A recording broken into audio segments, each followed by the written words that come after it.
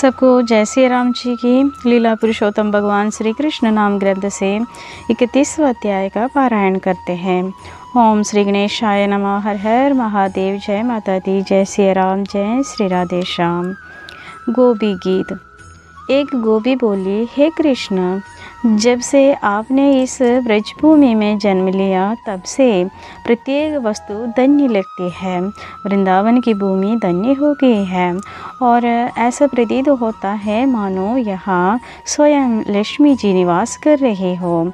किंतु यदि कोई दुखी है तो वह हम ही हैं, क्योंकि हम आपको निरंतर पूजते रहते हैं, फिर भी आपके दर्शन नहीं पा रहे।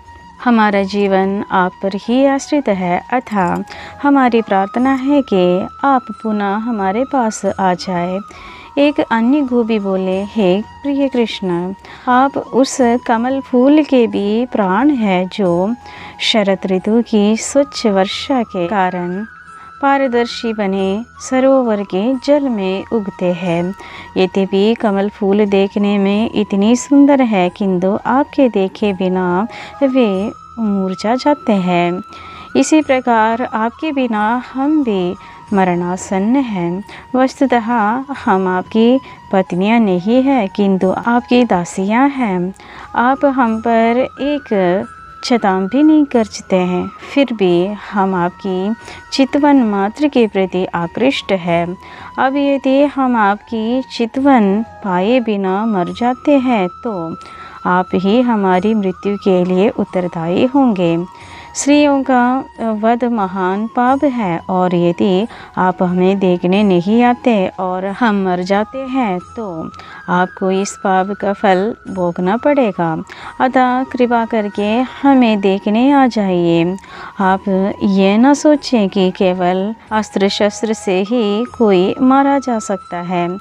हम तो आपके अभाव में मरी जा रही हैं। आपको सोचना चाहिए कि आप स्त्रियों के वध के लिए किस प्रकार उत्तरदायी हैं। हम आपके प्रति सतत कृतज्ञ हैं, क्योंकि आपने हमारी कई बार रक्षा की है। आपने यमुना के विषैले जल से, काली सर्प से, बकासुर से, इंद्र की मूसलाधार वर्षा तथा उसके कोप से, दावाग्नि से तथा अन्य अनेक दुर्घटनाओं से हमें बचाया है। आप सबसे महान तथा सर्वशक्तिमान हैं। यह आश्चर्य की बातें हैं कि आपने हमें अनेक संकटों से बचाया है, किंतु हमें आश्चर्य हो रहा है कि इस अवसर पर आप हमारी उपेक्षा क्यों कर रहे हो। हे सखा, हे कृष्ण, हमें भलीभांति ज्ञात है कि आप माता यशोदा अथवा नंद महाराज के पुत्र नहीं हैं। आप तो श्री भगवान तथा समस्त जीवों के परमात्मा हैं। आप अपनी अहित की कृपा से इस संसार की रक्षा करने के लिए ब्रह्मा जी की प्रार्थना पर अवतरित हुई हैं। ये तो आपकी कृपा ही है कि आप यदुवंश में प्रकट हुए हैं। हे ये तो कुल श्रेष्ठ, यदि कोई इस भौतिक जगत से डरकर आपके चरण कमलों की शरण ग्रहण करता है तो आप कभी उसी की रक्षा करने से इनकार नहीं करते।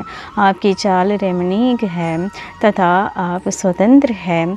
आप एक हाथ से देवी लक्ष्मी का स्पर्श करते हैं और दूसरे में कमल का फूल लिए रहते हैं। यह आपका अलौकिक स्वरूप है। अतः आप कृपा करके हम सब के समक्ष आइए और हाथ में कमल पुष्प धारण करके आशीर्वाद दीजिए। हे कृष्ण, आप वृंदावन वासियों के समस्त भयों के हरता है।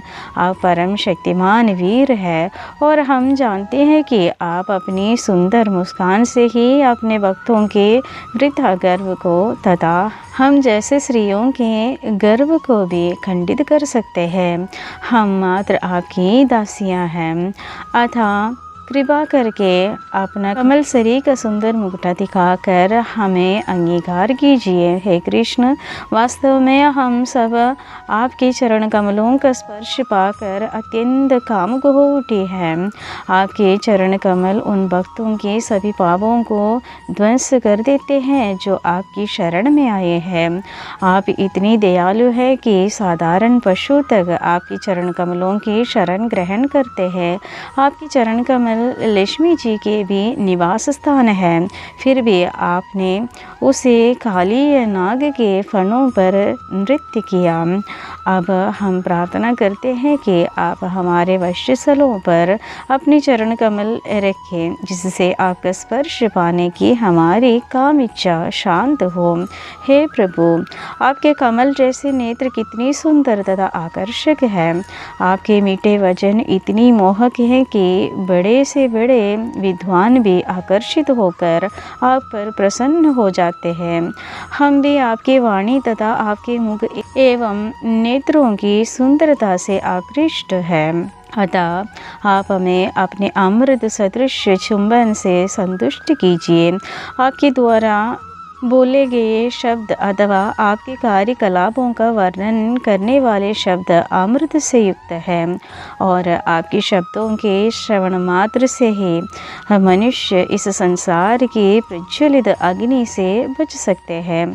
ब्रह्मा तथा शिव जैसे महान देवता तथा आपकी वाणी की महिमा का गुणगान करते रहते हैं, वे ऐसा इस भौतिक जगत के जीवों के पाप कर्मों के उच्छेदन के लिए ही करते हैं।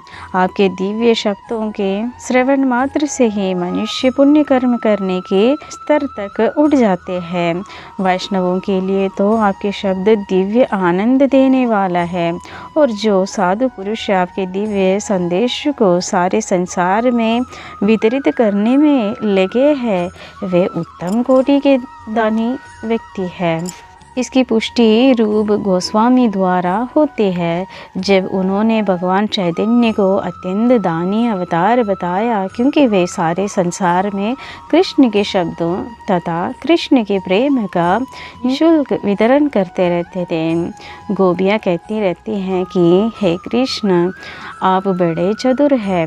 आप कल्पना करें कि हम सब आपकी चातुरीपूर्ण हंसी, आपकी मोहक चितवन वृंदावन में अपने साथ आपका विचरण तथा आपके शुभ ध्यान स्मरण कर करके कितनी दुखी हैं। आपकी एकांत वार्ता हृदय को गुदगुदाने वाली होती है। अब हम आपके व्यवहार को स्मरण करके संतप्त हैं। यह हमारी रक्षा करे। हे कृष्ण, आपको भलीभांति ज्ञात है कि जब आप वृंदावन गांव से गोवे चराने के लिए जंगल में जाते थे तो हम कितनी उदास हो जाते थे। हम ये सोचकर कितनी दुखी हैं कि आपके कोमल चरणों में शुष्क कुश तथा जंगल के कंकड़ गड़ रहे होंगे। हम आपके प्रति इतनी आसक्त हैं कि निरंतर आपके चरण कमलों का ही चिंतन करते रहे हैं।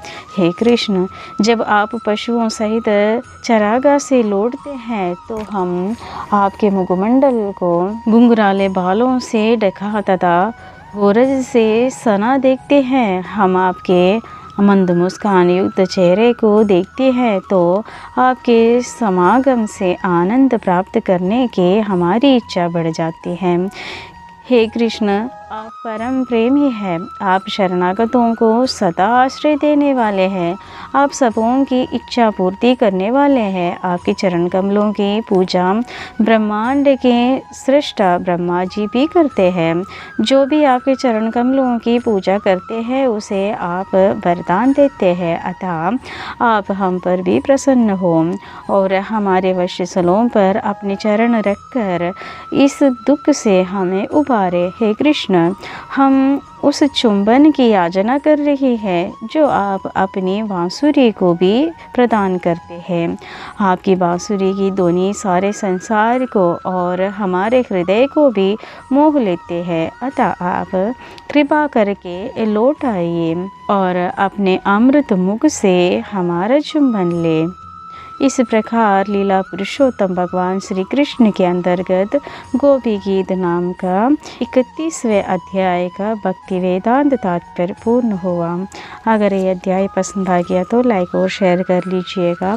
जो भी इस चैनल को सब्सक्राइब नहीं किया वो लोग भी कर लीजिएगा।